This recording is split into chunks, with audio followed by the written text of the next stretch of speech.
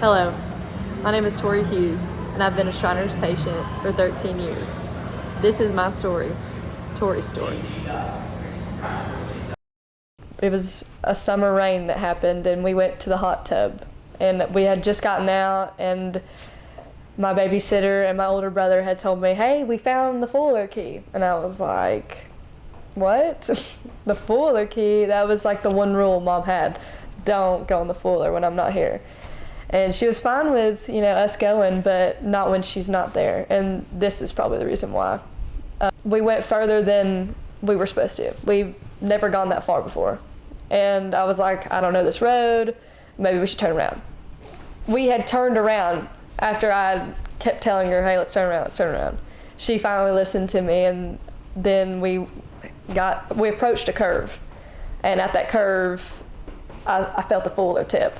And I put my left leg out, just, try to try to be Iron Man or something. I don't know. I was just trying to stop from what was going to happen because I felt the Fuller tip over me. And I couldn't move. I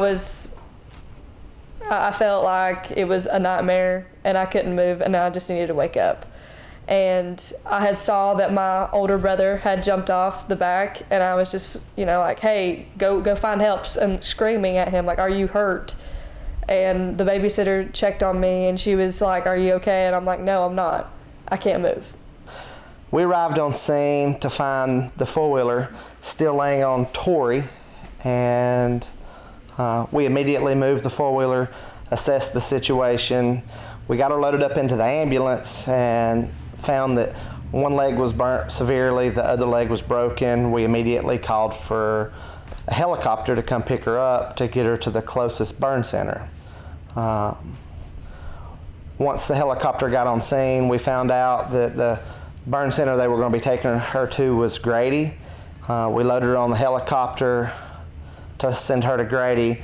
Took off, I found Tori's grandmother, and I gave her my name and number on a piece of paper and said, you don't know me from a hole in the wall.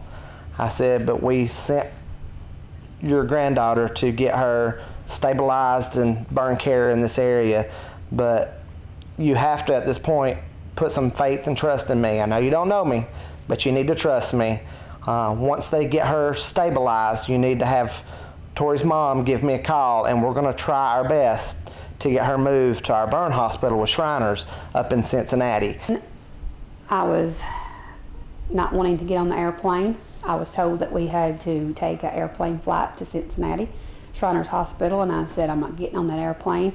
So the respiratory therapist had to calm me down. He had to give me some Xanax to take.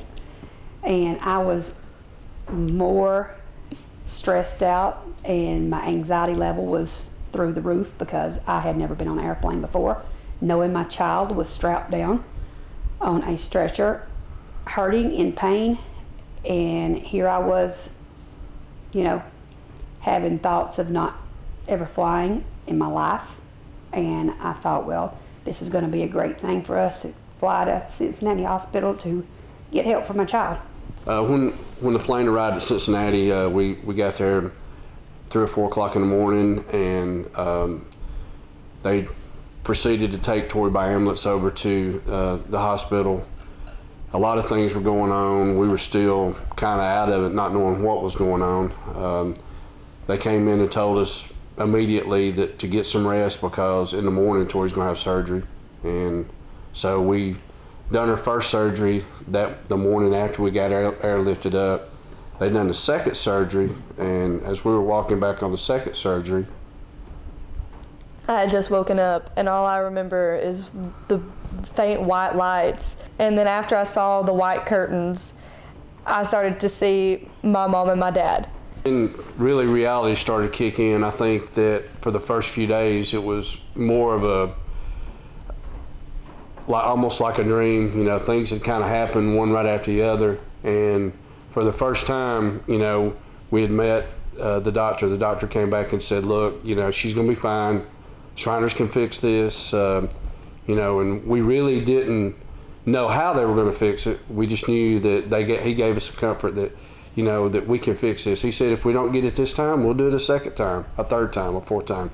Whatever's needed, he said, we can get this fixed. And I remember that Tanya and I walked out of the room that day, and that's probably the first time I know that individually we had broke down, but as a group we broke down together, and I guess that's how we knew our Shriners journey began.